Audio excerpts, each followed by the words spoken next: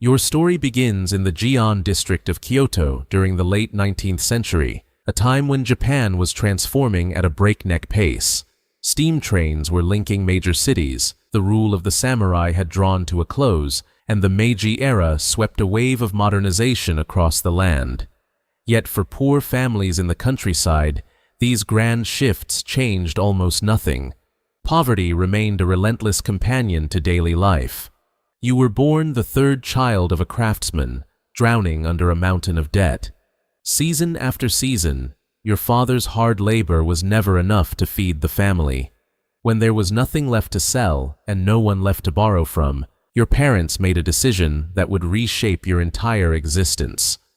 At just 8 years old, your parents led you to an okiya, the boarding house where geishas lived and trained. There were no dramatic outbursts, no violent scenes.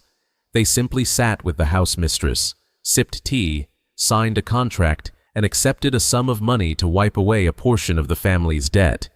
In the corner of the room, you stood motionless in the finest clothes they had dressed you in for the occasion, unable to truly comprehend what was unfolding before your eyes. Before walking away, your father gently stroked your head.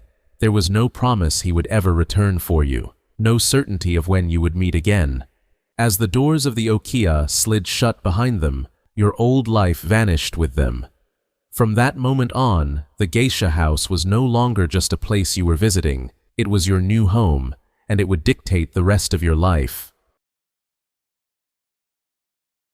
Your first days at the okiya were a far cry from the glamorous life many associate with the geisha.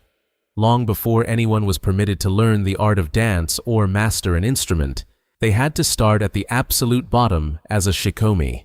At this stage, you were not an apprentice of the arts. You were a servant responsible for keeping the entire household running without a hitch. Every day began well before dawn.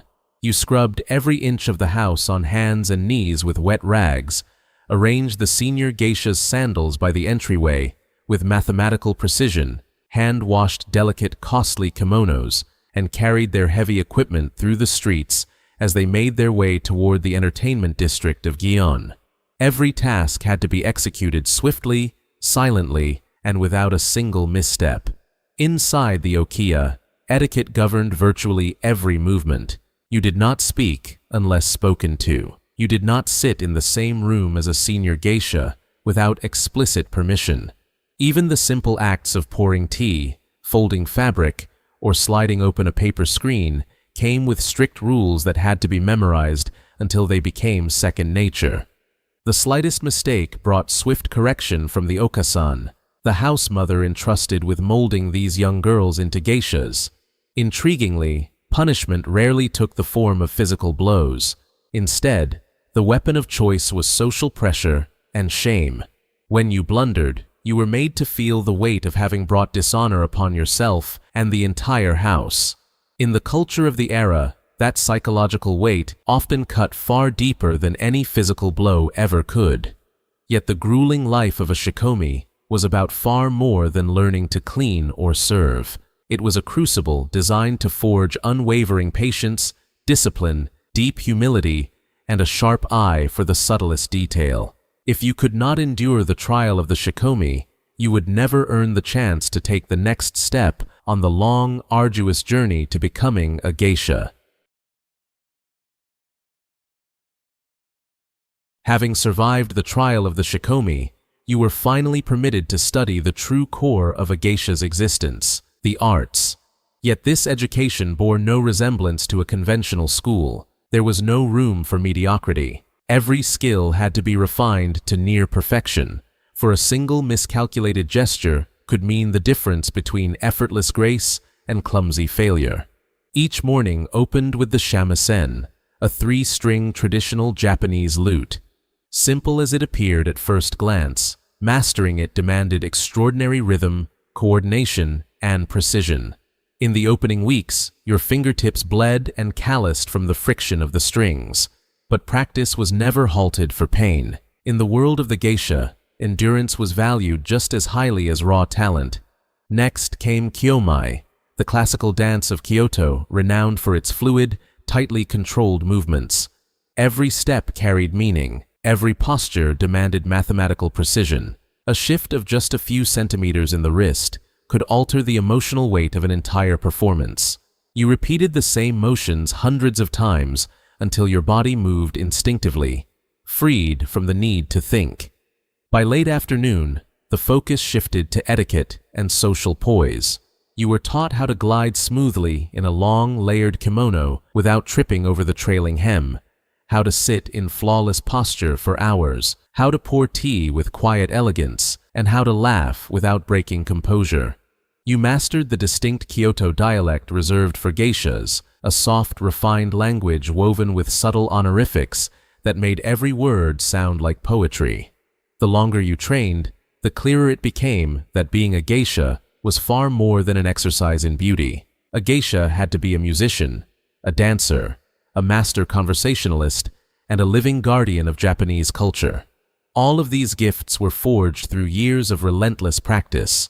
Behind the breathtaking kimonos and serene smiles lay thousands of unseen hours of sweat and sacrifice. This was why so few ever truly reached the pinnacle of the geisha world. After years of grueling preparation, the day finally arrived when your status shifted to Maiko, an apprentice geisha.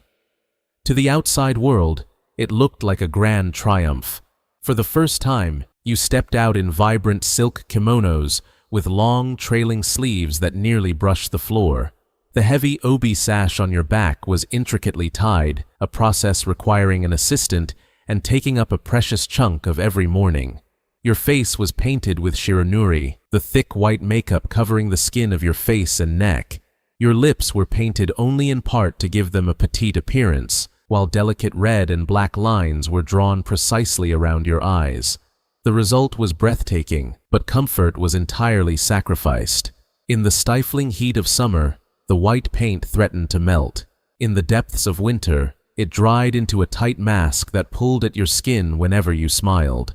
Your hair was no longer yours to style. As a Maiko, your natural hair was styled into traditional coiffures adorned with intricate kanzashi hair ornaments.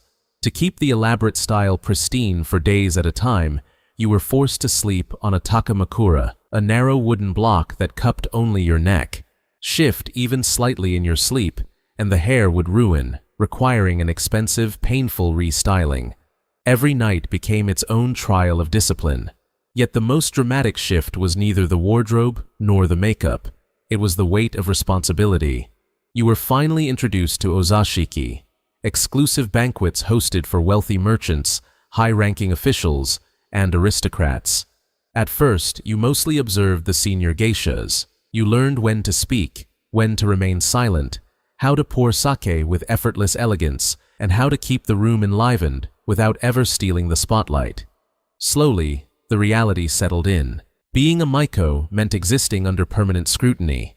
The way you walked, the way you smiled, even the resting angle of your gaze was constantly evaluated by senior geishas. Every banquet was an exam, every slip-up, a harsh lesson for the next day. To outsiders, a Maiko was the embodiment of elegance and luxury, but beneath that painted porcelain veneer was a young girl carrying pounds of silk, enduring exhaustion, and striving every single day to meet an almost impossible standard of perfection. As a Maiko, you finally stepped into the world you had only ever observed from afar, the ozashiki. These were exclusive banquets held in traditional tea houses, bringing together wealthy entrepreneurs, high-ranking government officials, renowned artists, and nobility. They paid exorbitant sums not merely for exquisite cuisine, but for the rare atmosphere created solely by the geishas. To the uninitiated, a geisha's duty at an ozashiki seemed as simple as pouring sake and performing a dance. The reality was far more intricate. You had to play the shamisen on demand, execute classical dances with flawless poise, and seamlessly transition into a captivating conversationalist who could keep the room vibrant all evening long. Every guest brought a distinct personality to the table, and you were expected to adapt effortlessly to them all. There was no textbook to teach you the art of high-table conversation. You mastered it by watching the senior geishas. They possessed an instinct for when to listen, when to laugh, and precisely when to steer the topic to keep the mood warm and lively. They remembered regular clients' names, professions, and tiny personal details shared years before. When those subtle details were woven back into conversation during a later visit, the guests felt truly valued. In time, you came to realize that a geisha's most precious skill was neither dancing nor music, but the subtle power to make others feel utterly at ease. For a few brief hours, guests could escape the crushing pressures of politics, business, or personal strain. Geishas crafted a sanctuary where conversation flowed naturally, laughter rang true, and every person in the room was made to feel like the most important soul alive. Yet beneath that deceptively relaxed ambiance, every single gesture remained calculated. The posture of sitting, the angle of pouring a drink, the delicate timing of interjecting a comment, or the exact moment to let a joke linger, had all been carved into muscle memory through years of practice.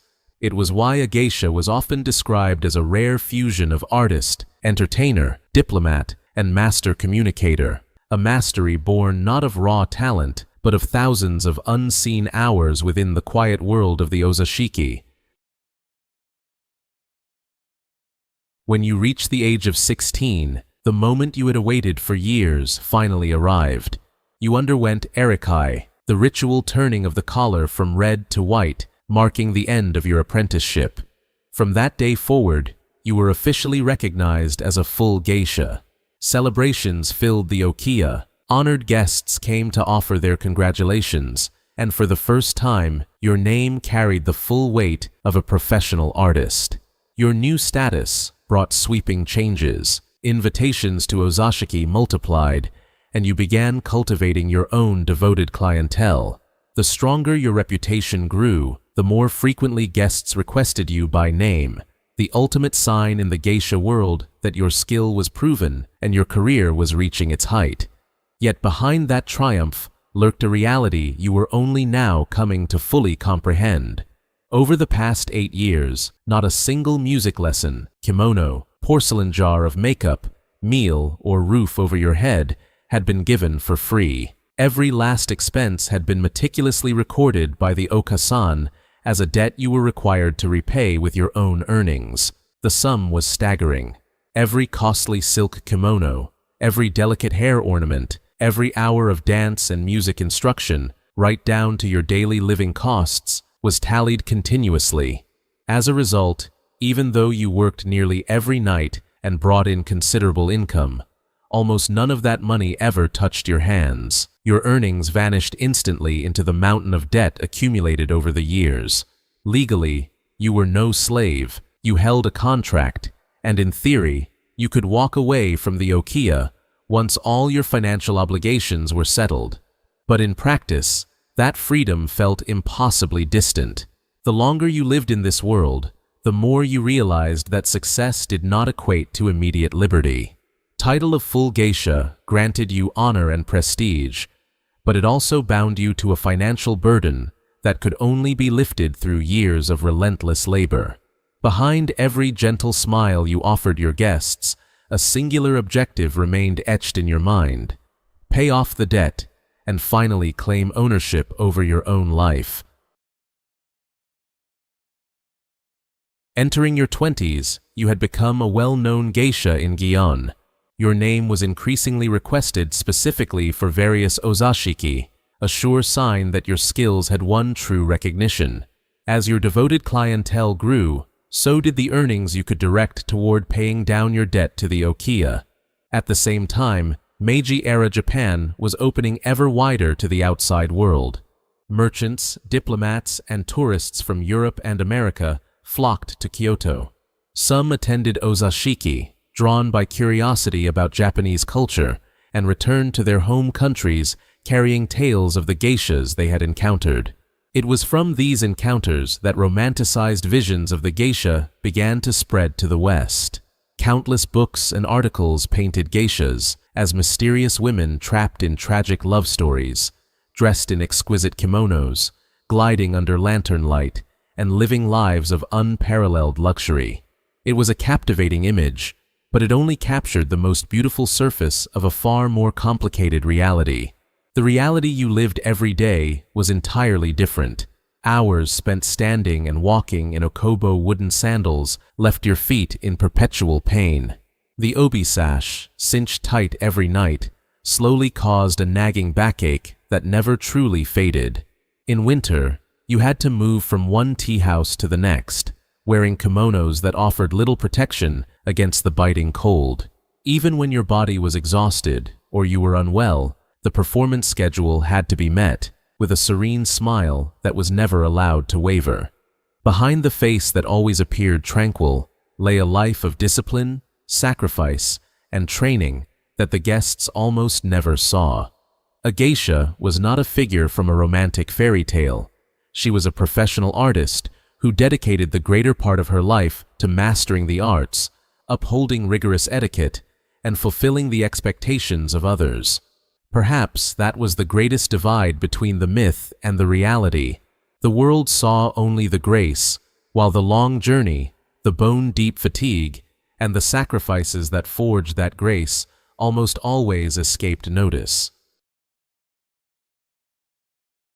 Years passed in a routine that scarcely ever changed.